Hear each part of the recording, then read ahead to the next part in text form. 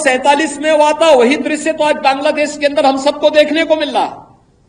1.5 करोड़ हिंदू किस तरीके से बांग्लादेश के अंदर आज चिल्ला चिल्ला करके अपने आप को, अपनी अस्मिता को बचाने के लिए गुहार, वास्तविकता नहीं है। या तो उसका भारत में विलय होगा या पाकिस्तान इतिहास से समाप्त होगा, हमेशा के लिए समाप्त होगा। नमस्कार, मैं हूं नवीन झा, डेली न्यूज अपडेट से। दोस्तों, आज देश विभाजन विभीषिका दिवस मना रहा है। इसके ऊपर थोड़ा बात करूंगा और योगी जी ने क्या बोला है, आज तहलका मचा दिया है देश में, वो भी वीडियो दिखाऊंगा आपको। तो अगर अभी तक आपने चैनल को सब्सक्राइब नहीं किया तो कर लीजिए और वीडियो को लाइक और शेयर करना ना भूलना। दोस्तों, मोदी जी ने आज का जो दिन है, आज़ादी से एक दिन पहले का पूर्व संध्या पे उसको विभाजन विभीषिका दिवस मनाने की घोषणा पिछले दिनों की थी और आज देश में विभाजन विभीषिका दिवस मनाया जा रहा है। अब नाम ऐसा दे दिया विभाजन का मतलब, तो आज के बच्चे जो है वो विभाजन का मतलब तो समझ जाएंगे, विभीषिका का मतलब समझने के लिए उनको गूगल देखना पड़ेगा। खैर, जो भी देख के मतलब तो समझ ही जाएंगे, जहाँ से भी मतलब उसका अर्थ ढूंढ लेंगे। विभाजन विभीषिका दिवस घोषित करके मोदी जी इस चीज़ को आने वाले जनरेशन के दिमाग में भर देना चाहते हैं जो 1947 में हुआ था। दोस्तों, आज़ादी तो मिली थी, लेकिन उस दिन हुआ क्या था एक्चुअली, जैसे जैसे दिन बीतते चले गए, पीढ़ियां दर पीढ़ियां आती चली गई और लोग उस चीज़ को भूलते चले गए। इतिहास भी हमें सही नहीं पढ़ाया गया, तो हमें पता नहीं मैक्सिमम लोगों को कि उस दिन एक्चुअली में हुआ क्या था। 1947 का 14 अगस्त का रात आप समझ लीजिए दोस्तों, आज़ादी की घोषणा नेहरू जी ने कर दी, लेकिन लोगों को पता ही नहीं कि हम हिंदुस्तान में हैं कि पाकिस्तान में हैं। मार काट मच गया। ऑफिशियली ये बताया जाता है कि करीब 74-75 लाख लोग इधर से और 74-75 लाख उधर से भी, जो हिंदू और सिख थे इधर से भी, इधर से मुस्लिम थे, वो एक इधर से उधर गए और उधर से इधर आए और उसमें कहा जा रहा है कि करीब 10 लाख लोगों को काट मार दिया गया था। दोस्तों, उसका जिम्मेदार कौन है? नेहरू जी 15 अगस्त की सुबह सुबह लाल किला से झंडा फहरा रहे थे, उधर लोग पंजाब और बंगाल में मर कट रहे थे। ये चीज़ें दोस्तों हमें बताई नहीं गई, इसका जिम्मेदार है कौन? मोदी, जब भी हम अपने इतिहास को अगर भूल जाते हैं तो आगे बहुत बड़ी गलती कर बैठते हैं दोस्तों। और मोदी जी यही कर रहे हैं कि हमें इतिहास भूलने नहीं दे रहे।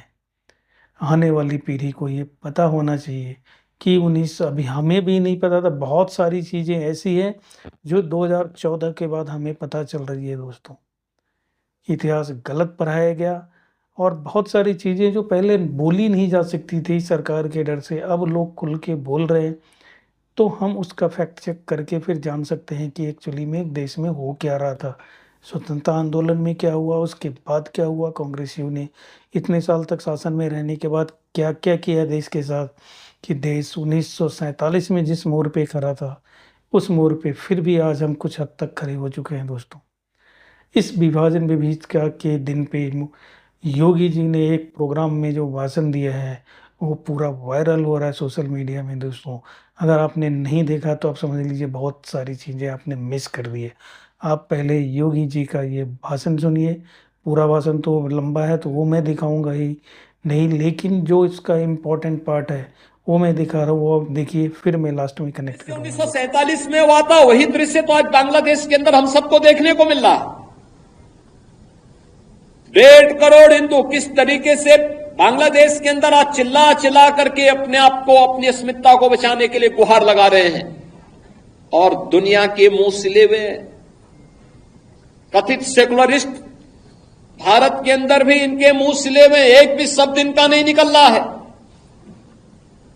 क्योंकि उनको भय है कि अगर इन निरीह कमजोर लोगों के इस पक्ष में इन्होंने आवाज निकाली तो इनका वोट बैंक खिसक जाएगा। वोट बैंक की चिंता है, लेकिन मानवीय संवेदना इनकी मर चुकी है। मानवता के रक्षा के लिए इनके मुंह से एक भी शब्द नहीं निकलने वाला है। नहीं निकलेगा, क्योंकि इन्होंने आजादी के बाद लगातार उसी प्रकार की राजनीति को प्रेरित और प्रोत्साहित किया, उसको लेकर के आगे बढ़ते रहे। ये लगातार बांटो राज करो की उस राजनीति के तहत ये लोग देश के अंदर कार्य करते रहे। अंग्रेजों से सत्ता इन्होंने उस समय प्राप्त की। ये वास्तव में भारत की सत्ता का नेतृत्व नहीं कर रहे थे, बल्कि अंग्रेजों के ही, ब्रिटिशर के ही मानस पुत्रों के रूप में इन्होंने भारत की सत्ता को उस रूप में संचालन करना शुरू किया जैसे ब्रिटिशर इस देश के अंदर कर रहे थे। और आज उसी का दुष्परिणाम यह देश लगातार चुकाया है, अखंड हिंदुस्तान चुकाया है। लेकिन हमारा संकल्प है, महर्षि अरविंद ने जो 1947 के पहले घोषणा की थी, आजादी की त्रास, देश की विभाजन की त्रासदी आजादी के मिलने के बाद अक्सर उन्होंने इस बारे में अपनी चिंता व्यक्त भी की। और उन्होंने इस बात को कहा था कि आध्यात्मिक जगत में पाकिस्तान कोई वास्तविकता नहीं है, या तो उसका भारत में विलय होगा या पाकिस्तान इतिहास से समाप्त होगा, हमेशा के लिए समाप्त होगा।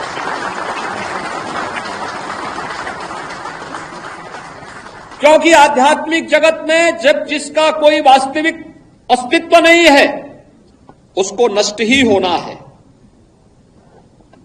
और उसकी नष्टता, उसके नश्वरता को हमें संदेह की निगाहों से नहीं देखना चाहिए।